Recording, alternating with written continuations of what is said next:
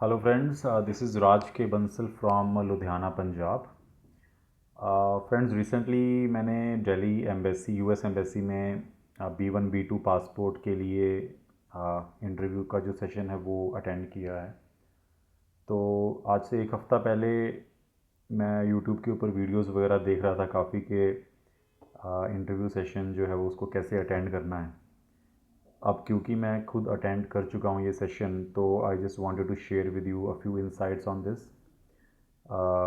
मैंने इसका जो वीज़ा है वो B2 कैटेगरी यानी कि टूरिस्ट कैटेगरी में अप्लाई किया था।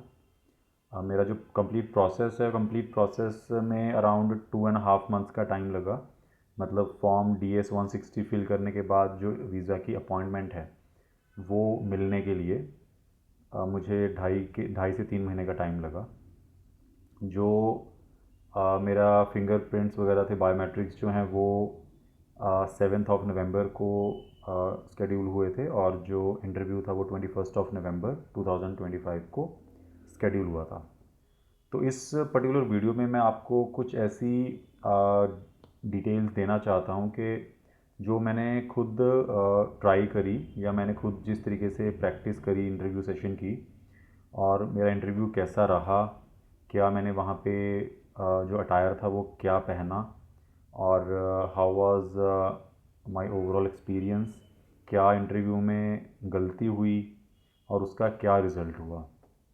तो ये सब डिटेल्स मैं आप लोगों के साथ आज इस वीडियो में शेयर करना चाहता हूँ। तो स्टार्टिंग करेंगे जो फिंगरप्रिंट्स वगैरह का जो सेशन होता है, जो बायोमेट्रिक्स का सेशन होता है, वो 7 नवंबर को हुआ 2025 में। और उसके 14 डेज़ बाद 21 नवंबर 2025 को जो यूएस एम्बेसी में जो इंटरव्यू का सेशन था वो अटेंड किया गया। इसमें 14 डेज़ का गैप इसलिए हुआ क्योंकि जो मेरी कंसल्टेंट थी जिन्होंने ये पूरा प्रोसेस किया था, तो उन्होंने जो इंटरव्यू वगैरह है वो थोड़ा जल्दी अप्लाई किया था। तो 2-3 दिन के गैप में ये डेट्स नहीं मिल रही थी, तो उन्होंने 14 डेज़ के गैप में जो बायोमेट्रिक्स है और जो इंटरव्यू है उसकी डेट्स जो है वो उठा ली थी। तो अब कुछ चीज़ें जो मैं पहले सोच रहा था कि इंटरव्यू सेशन ऐसा होगा, तो कुछ ऐसी चीज़ें थी जैसे कि आई वॉज थिंकिंग कि शायद इंटरव्यू सेशन में वो आप लोगों को बिठाएंगे, आपसे कुछ सवाल जवाब करेंगे, बट ऐसा नहीं था। इंटरव्यू सेशन में क्या है कि उनकी विंडोज़ वगैरह बनी होती हैं, 20-21 विंडोज़ हैं उनकी दिल्ली कॉन्सुलेट में, और उन विंडोज़ पे वो आपके जो इंटरव्यू सेशंस हैं वो चल रहे होते हैं। ज़्यादा टाइम नहीं लेते, 1.5 से 2 मिनट का टाइम लेते हैं हर एक इंटरव्यू में। और मेरा जो वीज़ा था वो B2 कैटेगरी यानी कि टूरिस्ट कैटेगरी में था, जो कि मैंने अपनी वाइफ और अपने बेटे के साथ जो है वो अप्लाई किया था। तो हम लोग वहाँ पे जो अटायर पहन के गए थे, that was kind of formal attire, blazer वगैरह, because I represent company. I am working as a director of a company along with my wife.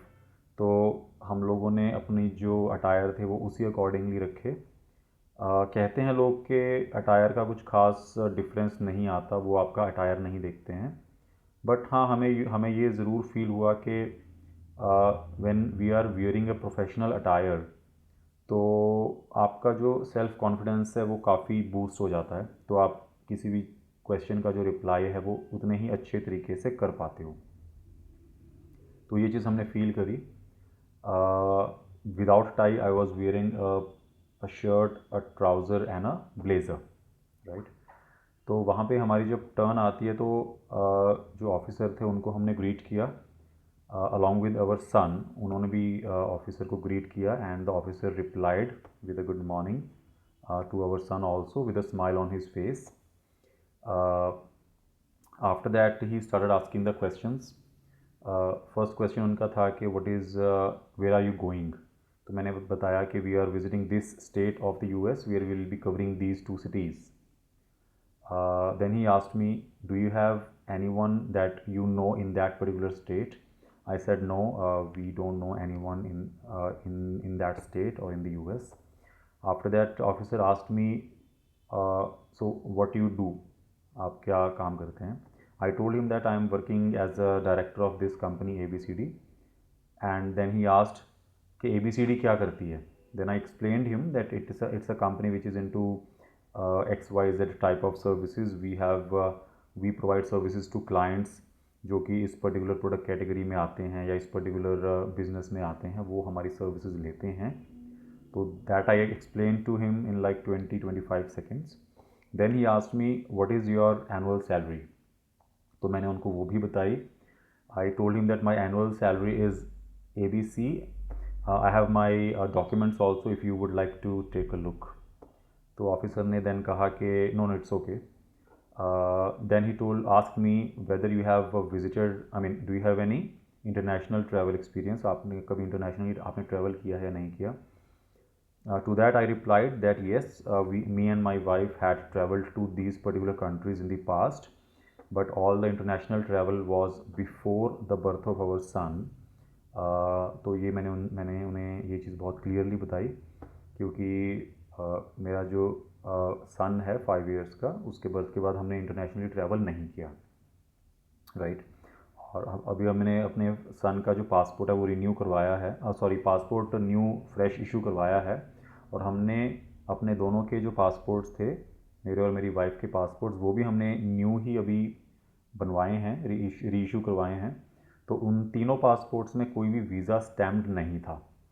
तो जब हमने ऑफिसर को बताया कि we had travel to these countries, तो officer ने कोई क्रॉस क्वेश्चनिंग नहीं करी, उन्होंने कोई प्रीवियस पासपोर्ट की डिमांड नहीं करी एज अ प्रूफ, राइट. तो they just said okay. Then he asked a question from my wife, and ma'am what you do. Then मेरी जो वाइफ है उन्होंने भी इस क्वेश्चन का रिप्लाई किया कि I am working as a co director in the same company. और उसके बाद जब उन्होंने मेरी वाइफ से उनकी एनुअल सैलरी पूछी, there she made a mistake. She actually told her annual salary twice of what it was. क्योंकि उनके दिमाग में मंथली सैलरी की कैलकुलेशन थी. She took some time to convert it into annual salary, but वो उन्होंने गलत बता दी. उन्होंने उस सैलरी को ट्वाइस बता दिया as compare to what was written in the form DS 160. Then I corrected her that no it is actually this much, and then she also corrected her by telling what is her monthly salary, right. But we thought के ये जो particular mistake हुई है, इस mistake से काफ़ी कुछ impact पड़ सकता है इस पूरे इंटरव्यू प्रोसेस के ऊपर, क्योंकि जनरली सभी को अपनी एनुअल सैलरी पता होती है, बट कई बार आप इंटरव्यू की वजह से इतने स्ट्रेस या इतने प्रेशर में होते हो कि यू समटाइम्स फॉरगॉट के एग्जैक्टली क्या बोलना है. एंड तो ये गलती मेरी वाइफ से हुई, जिसको हमने फिर करेक्ट किया. And again the officer asked me another time the same question, do you know anyone in that particular state where you are visiting. And again we replied that no, we don't know anyone in that state. That was the last question the officer asked from us. And after that the officer kept our passports and told us that you will be receiving your passports in a period of 7 days, right. So this was my overall interview experience at the US Embassy in Delhi NCR. तो this is what I wanted to share with you. एक और चीज़ जो मैं आप लोगों के साथ share करना चाहता हूँ वो ये है कि how I prepared for that interview. I used ChatGPT to prepare for the interview. I asked ChatGPT to act as visa officer, and I replied to all the questions that the ChatGPT was asking me, and then ChatGPT was suggesting me some better answers. जो मैं answer कर रहा था तो ChatGPT suggested me some better versions of that, which actually helped me get more confidence in myself. हालांकि इतने questions मुझसे पूछे नहीं गए वीज़ा ऑफिसर की तरफ से, but yes overall it was very helpful, क्योंकि इससे आपको थोड़ा एक्सपीरियंस मिल जाता है कि किस टाइप के क्वेश्चंस रहेंगे and how can you rephrase your questions which create a better impact on the visa officer। तो ये मेरा एक्सपीरियंस था इस पर्टिकुलर सेशन का। तो अगर आप भी ऐसा कुछ सेशन अटेंड करने जा रहे हैं, कोई इंटरव्यू प्रोसेस से आप गुजर रहे हैं, then wear a proper attire. जो चीज़ आपकी पर्सनैलिटी को रिप्रेजेंट करती है, you should wear that, right. अगर आप एक अच्छी अगर आप एक कंपनी में डायरेक्टर हैं या एक अच्छी पोस्ट पे हैं, then that should reflect in your clothing also. ऐसा नहीं है कि आप बहुत ज़्यादा कैजुअल कपड़े डाल के चले जाएं, हालांकि उस चीज़ से कोई खास फ़र्क नहीं पड़ता, क्योंकि ऑल दैट मैटर्स इज़ के वो क्या क्या आपके आपके आप में क्या देखते हैं, कि एग्जैक्टली आपका जो काम है या आपका कॉन्फिडेंस है वो कैसा है अपनी स्टेटमेंट्स देने के टाइम पे। So that is what they ask you. बाकी आई पर्सनली फील कि जो वीज़ा ऑफिसर है उसको देख के ही पता चल जाता है कि ये पर्सन जो है ये कहाँ पे स्टैंड करता है, और कितनी पॉसिबिलिटी है कि ये person may be after their visa expire they will not come back to the country। So that is what I wanted to share with you all. Thank you so much for watching the video. Thank you।